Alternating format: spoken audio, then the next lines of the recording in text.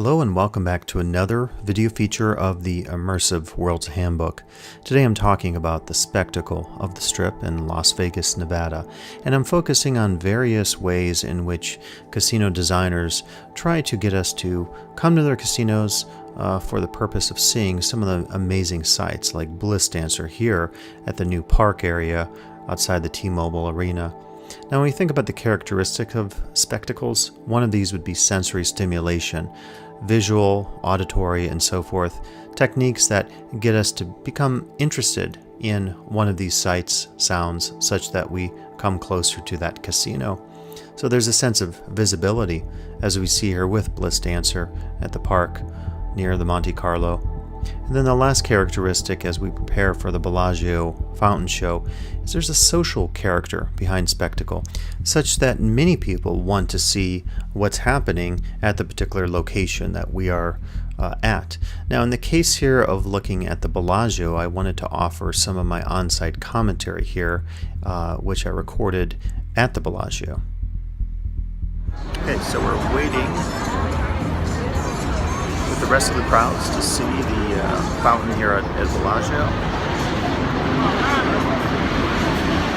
And as you might expect, it's pretty darn crowded. And I would say quite obviously for a casino, if you are noticing that people are struggling to get a good view of what they're trying to see and so forth, there's a sense of desperation perhaps. You're doing things right, certainly, because you've created desire, and that's always a key with a spectacle.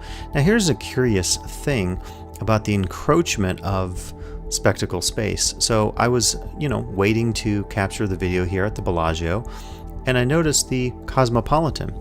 And specifically, I started to see these interesting eyes that were looking down upon the Bellagio fountain show. And these particular eyes, as you'll see here in a second, were quite evocative. And I think what it suggests is that you can take advantage, in this case, of the fact that so many people are already there at the Bellagio to watch the fountain show. You see the eyes, and maybe you say, hey, after the show, it's pretty close, I'll go over to the Cosmopolitan and check things out. So I think a very effective encroachment upon the space of the Bellagio. But let's get back to talking about the fountains of Bellagio. Now, I would say to you that this is one of the classic strip spectacles, in the sense that it is so evocative for people. People know about this show. I mean, it's one of the things, I think, a ritual in Vegas is you often look up on the web, when are the fountains playing? And after a certain hour, I think it's 8 or so, they start playing their performance every 15 minutes for the guest. So it's something you can plan your schedule on, and of course the idea is that before or after, you might be in the casino gambling, you might be taking in a show, you might be eating at a restaurant or at a bar having a drink and so forth. So the idea behind spectacle, I think, for, say, a casino versus a theme park is that they're attracting you to the space of the casino. So obviously you will spend money, have a good time, do all the sorts of things that one does at a casino resort. Now, mentioning theme parks, it is interesting to say that we can go back to the work of Walt Disney and say that he envisioned the idea of the weenie being something that drew you from one space in the theme park to the next. So, for example, I'm on Main Street, USA at a Disney park. I see Cinderella Castle. I'm beckoned. Okay, I'm going to walk towards that castle. So I think the same principle happens on the Las Vegas Strip. The difference being that you're talking about getting people to the casino itself. It doesn't matter really what entrance you enter. The flow of pedestrians is not maybe as important as it is in some theme parks where you have throughput of rides and shows and thinking about those issues. What happens here at the Bellagio, if you see these fountains, you might be likely then to go inside the casino, and hopefully the folks at the casino will keep you there as long as possible. It's always a goal with a casino. So I think what happens with, say, spectacle on the Strip is that there's competition over, obviously, the number of guests there. And so, like I mentioned with the Cosmo and the Beacon Eyes attraction up at the top of the building on the great video screen that you can see right now. The idea is that, you're competing with the next space over. Now, of course, with MGM, it's a different ball game because they own so many of the casinos on the strip, so you get this effect where they're linking, say, one casino with another, the shows, or in the case of the park, as we talked about earlier, trying to get people to go there. So it's a curious thing going on because of the fact that there's been this consolidation between, say, Caesars and MGM for most of the casino space on the strip. Now, getting back to the Bellagio fountains, I would claim to you that these are some of the classic examples of a Las Vegas show, a spectacle type show. We're looking at them here, slow down a little bit. Unlike, say, Treasure Island, which didn't last, its Siren show didn't last past 2013, the Bellagio show has really withstood the effects of time, and I would be hard-pressed to say that this show would be closing or changing anytime soon. I'm not saying you can't update it, but one of the things that's great about this show is that it has multiple approaches to it. It's visually stimulating. There's incredible music that is synced with the movement of the fountains and the lights. And by the way, if you're wondering, I can't play that music for you because it's copyright controlled, and YouTube would make it ineligible to have up on their video site. If you look at the fountains here, of course, they're not your run-of-the-mill mall fountains that move one direction up or back and forth. They move in sync with the music. There's also the lighting effect. And by the way, I would offer to you that what's effective about this space, this pond that maybe replicates Lake Como, is that it's so vast. I'm viewing it from just outside the mall area. To the left is the area on the strip that can attract people, and then all along that backside in front of the Cosmopolitan, there's a view of the New York, and so you get this amazing view from all sides of the fountains. It's maybe the best visually thought out space on the strip in terms of the most space. I mean, it does just develop over this massive space in the pond in front of the casino. A little side note, originally they had planned to actually float the Bellagio on top of a pond, and over time that changed because of cost, but they still did a great job here with creating this really amazing, evocative spectacle. And here's a view from across the street. I think it's proven my point. Wherever you are within the vicinity, even from Caesars, you could see it. You take advantage of the fact that it is so visually captivating. The music as well can draw you from across the street. So it's one of the things I think that we can learn from in terms of spectacles on the strip. Now, as we look a little more here, we'll be moving to the Mirage Classic Volcano. Over the years, I believe the volcano eruption is happening less. I think it just happens a couple times on the hour, maybe half an hour. You could look up the schedules. It's changing over time. I do have some stock footage coming up here as well.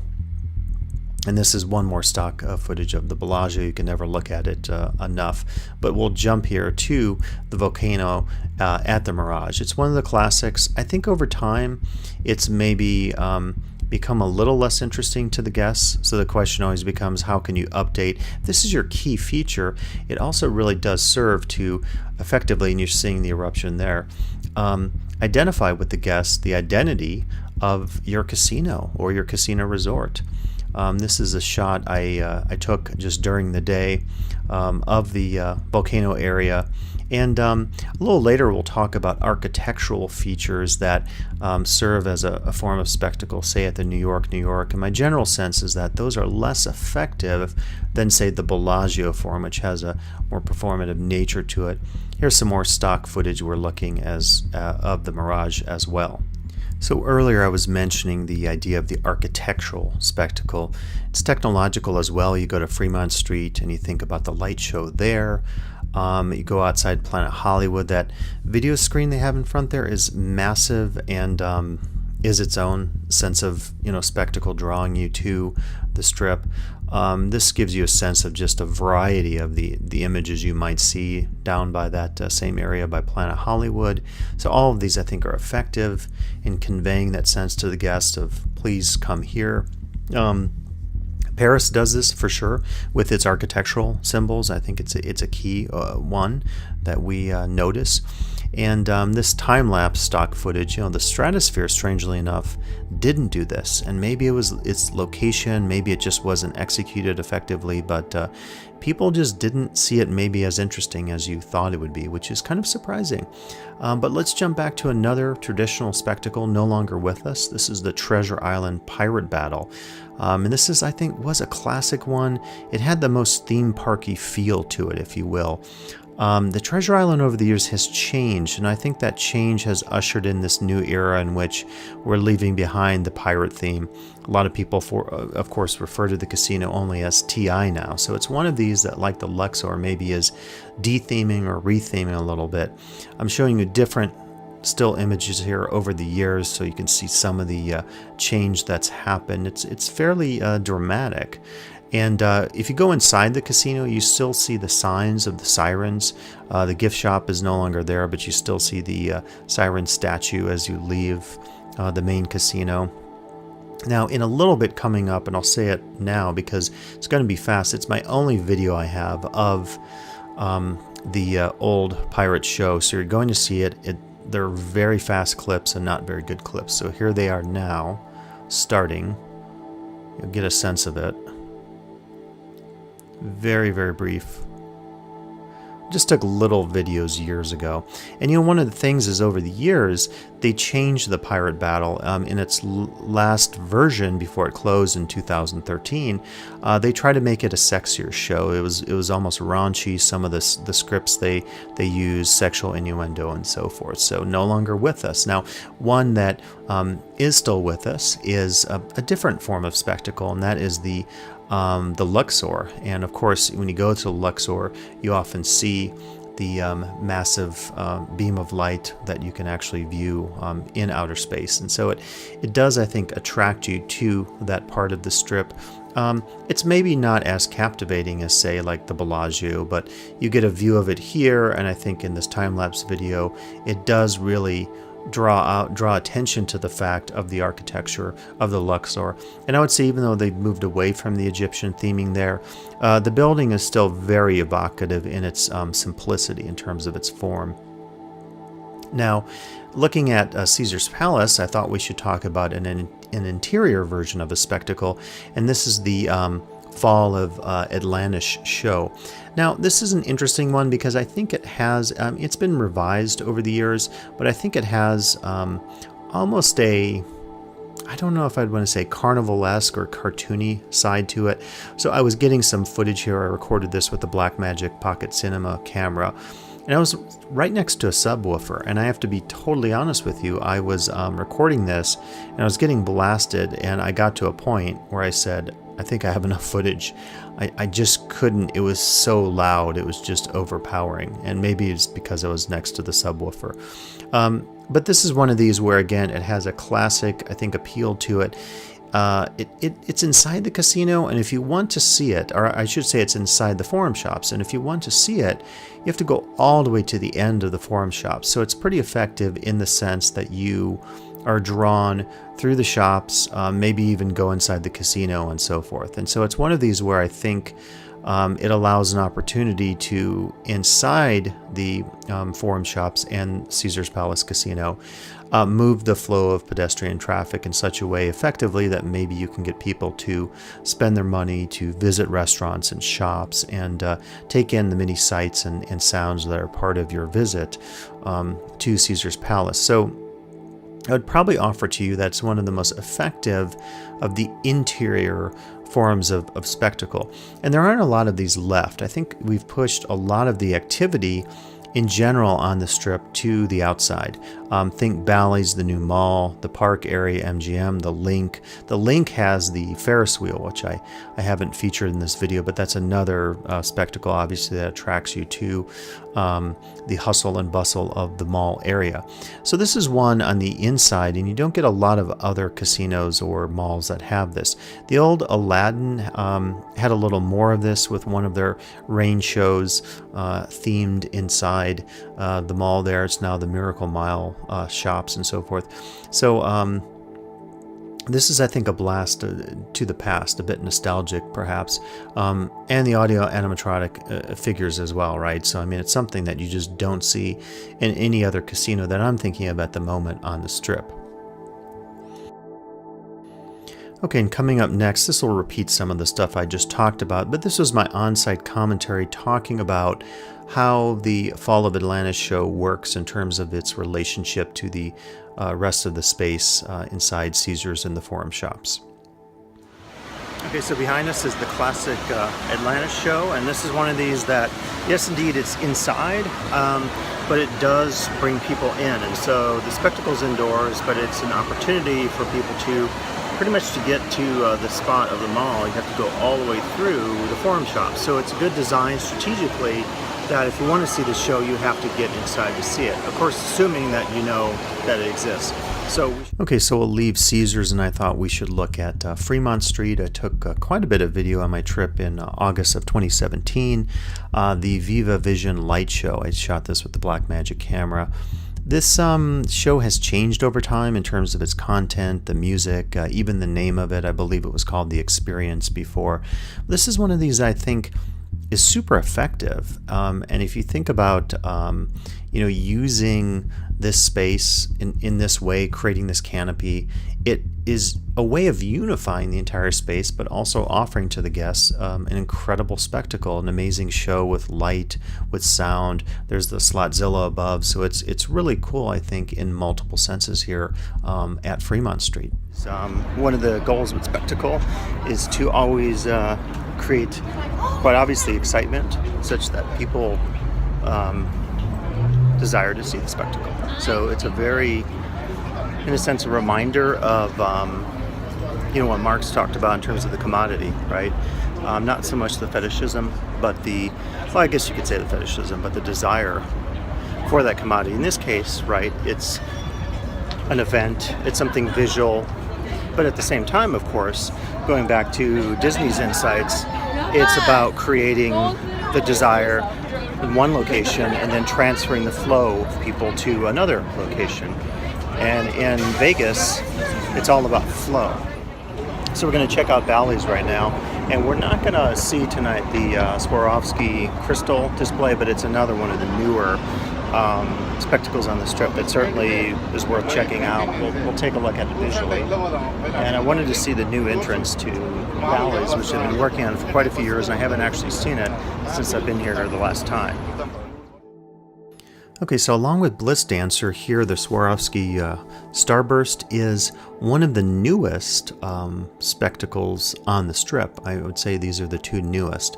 In this particular one, I'll show you some images in a second. I didn't get a chance, I'm always pressed for time when I visit Vegas, to actually show you what it was like. And actually, I kind of regret that a little bit because, as you'll see in a second here from some still images, it really does look to be quite amazing, and it's giving this side of the Strip, I think, a sense of identity, right? Because it's an area that traditionally hasn't had a lot of visual pop to it. If you think about, we see the Cromwell there, this entrance to Bally's was always a little bland, although I did like that futuristic kind of people mover that they took out that moves you inside the casino. But let's look at some still images here that I found online, and it shows you that the entire mall area lights up, and there's a visual movement of lights on the roof are a part of this spectacle, and the Starburst lights up, and it looks really quite amazing. So it'll be worth seeing on my next trip, definitely to the Strip. Now, it just occurred to me that the Bellagio's conservatory has that interior spectacle nature to it that mimics the Fall of Atlantis at Caesar's Palace. Quite different, but what's key here, and check out my other videos about the conservatory, is that it's an evocative space. It's beautiful. I mean, it's aesthetically focused. It's not focused on anything kitschy or cartoony, and it's constantly changing. And so there's a sense of anticipation every season that you maybe come to the Bellagio. You might say to yourself, what's going on? What is the theme this time? In this case, it was Italian villages. I've seen it before, Christmas themes. I've seen insects and butterflies and all kinds of different creative approaches. So I think what's cool about the conservatory is the fact that it's constantly changing. It's so well done. It's a unique space. There aren't a lot of sort of, Crystal Palace-like domes that you see on the Strip, so it has that use also of the exterior light to create what I think is an absolutely beautiful space for the guests who comes to the Bellagio. So, Bliss Dancer, from the perspective of looking at spectacle, is pretty interesting as well. Just thinking about how it anchors this particular space, and it has a significance symbolically as far as bringing everything together in this space. So it's one of the newest of the iconic.